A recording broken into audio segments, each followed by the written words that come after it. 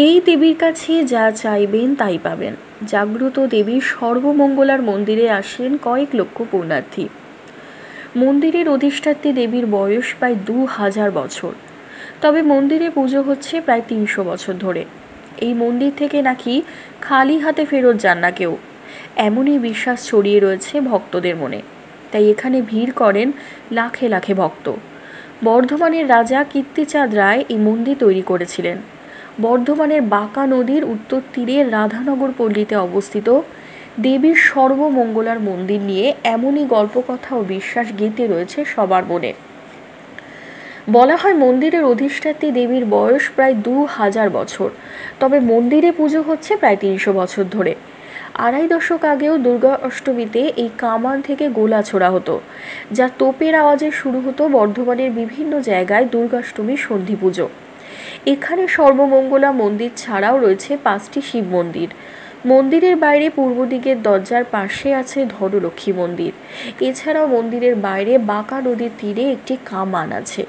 সকাল 6টায় মন্দির খোলা হয়, দুপুর 12টা পর্যন্ত পুজো হয়।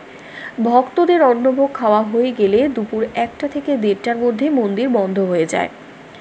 আবার বিকেল 4টায় মন্দির খোলে, বন্ধ হয় রাত্রি 8টায়।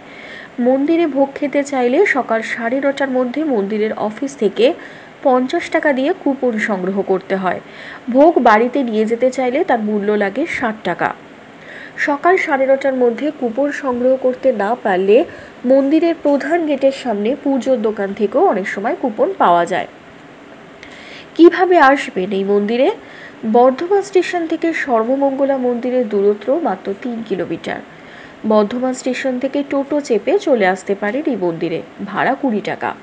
এই মন্দিরে দুটো প্রবেশদ্বার রয়েছে, তার মধ্যে যেটি পূর্ব দিকে অবস্থিত সেটি পুরাতন। মন্দিরের দক্ষিণ দিকে আছে প্রধান প্রবেশদ্বার। প্রধান প্রবেশদ্বারের সামনেই রয়েছে দুটি শিব মন্দির, তার একটির নাম চন্দ্রেশ্বর এবং অপরটির নাম ইন্দ্রেশ্বর।